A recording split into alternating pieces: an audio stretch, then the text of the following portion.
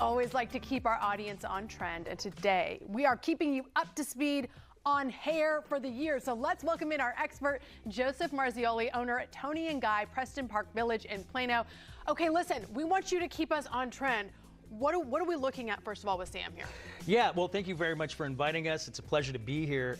So with Sam, you know, obviously with our idea of cutting hair, we wanted to kind of express kind of the fashion, what's going on with hair, and this is our interpretation of it. So with Sam, it's taking that kind of mullet effect, right, that we've been seeing for the last 10 years, and just kind of put it in more of a commercial way. And this is our diffuse round look. So you've got basically lots of shattered edges, but you've got this kind of more of a grown out feel throughout the layering, but you still have that movement and that freedom and that texture that frames the face really well. Okay, so it makes sense for somebody who's sort of growing out maybe that look that had been in style previously. Exactly. Okay. I love it. She looks absolutely incredible. You brought in another model, Whitney. I did. Let's check out her style. So with Whitney's, for me, as I'm seeing the horizon with fashion and hair, basically what we're wanting to do is kind of bring back kind of more of a harder fringe, right? So fringes have been kind of like that peekaboo fringe, that curtain bangs, if you will.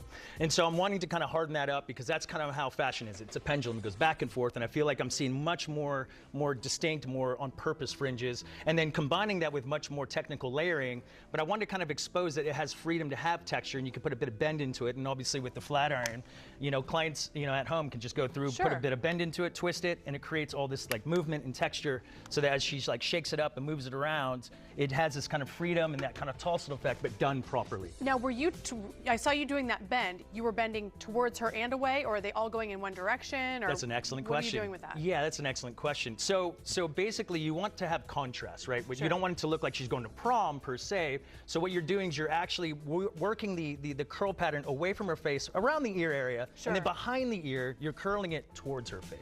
Okay, that's how it looks more modern and not like prom, I guess, to use your phrase. So I want to show everybody the pictures too. We have before and after pictures of both of them, just so you can kind of see those subtle, slight adjustments that you've made here in the studio.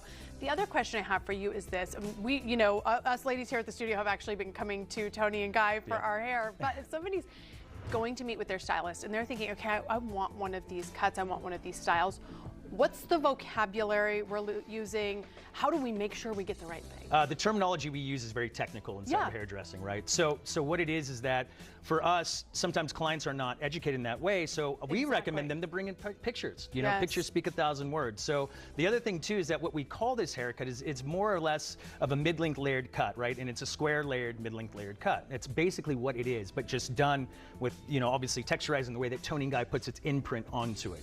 Okay, I see the Toni and Guy imprint. Yeah. I am loving it. Thank you, Joseph. Thank you, ladies. Thank you so much, Jenny. Wonderful job. Really, really appreciate it. Listen, we will put all the information about Toni and Guy, Preston Park in Plano, on our website, cw33.com.